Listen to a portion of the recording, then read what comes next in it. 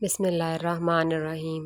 Welcome to Anosha kitchen. आज मैं आप लोगों के लिए बहुत ही मज़ेदार सी डेज़र्ट की रेसिपी लेकर आई हूँ जो कि किसी भी फंक्शन पे बनाई जा सकती है और टेस्ट में भी बहुत मज़े की बनती है। नाम है लब्बे शीरी।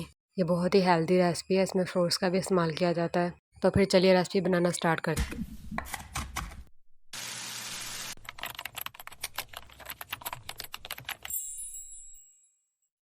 चलिए सबसे पहले हम जेली को बनाएंगे ताकि वो सेट हो जाए। तब तक सबसे पहले 1 कप पानी आपने उसको अच्छी तरह बॉईल कर लेना है। उसके अंदर आपने 2 टेबल स्पून जेली पाउडर के ऐड करने हैं। उसको भी अच्छे तरीके से आपने हिला लेना है।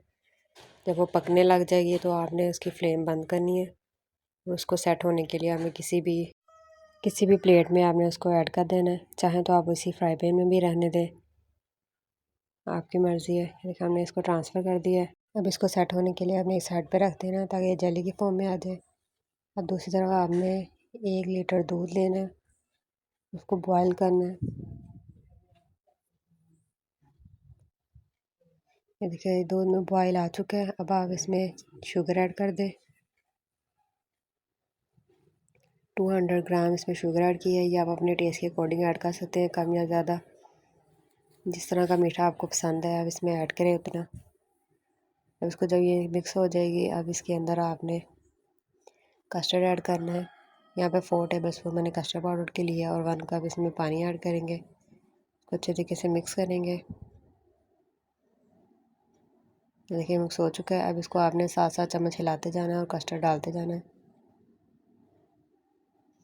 जब तक ये थिक हो रहा है आपने इसमें मुसलसल चम्मच हिलाते रहना है। इसको चम्मच हिलाते रहेंगे जब तक ये गाढ़ा ना हो जाए। अब इसके अंदर आपने 1 टीस्पून इलायची पाउडर ऐड करना है। इसकी भी बहुत अच्छी खुशबू आती है। कस्टर्ड को बहुत ज़्यादा गाढ़ा नहीं करना है क्योंकि जब ये ठंडा होगा तो ये खुद ही बहुत अच्छा सा गाढ़ा हो जाएगा और इसके अंदर हम बाकी चीज़ें भी ऐड करेंगे, तो इसलिए इसको थोड़ा पतला ही रहने देंगे। ये पक चुका है, इसको आपने एक साइड पे रख देना ताकि ठंडा हो जाए। अब हम सेवइयाँ बॉयल करेंगे।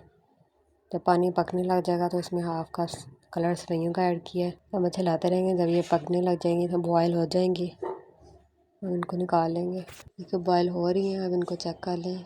ये गल चुकी है। हाँ जी, ये बहुत अच्छे से गल गई हैं। बस अब हमने इसको स्टेन कर लेना है और साइड पे रख देना है।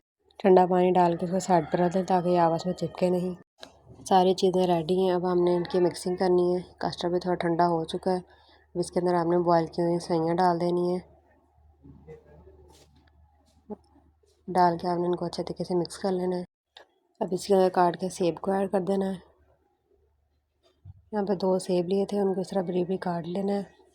यहाँ पे 3 से 4 बनाना, उनको भी आपने इस तरह स्लाइस करके ऐड करना है। 1 कप इसमें अंगूर ऐड करें। जो भी फ्रूट आपको पसंद हो या अवेलेबल हो आप इसमें ऐड करें।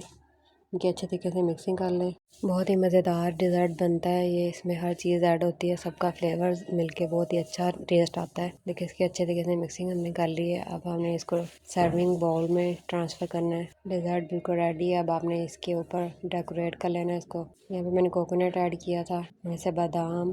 अब यहाँ पे जेली जो हमने तैयार की थी उसके इस तरह क्यूब्स काट के आपने वो साइड में पे लगा लेने हैं। जो भी नट्स आप इसके ऊपर डालना चाहें या जिस तरह से आप इसकी डेकोरेशन करना चाहें कर सकते हैं। बहुत ही मज़ेदार सा डिज़र्ट रेडी है।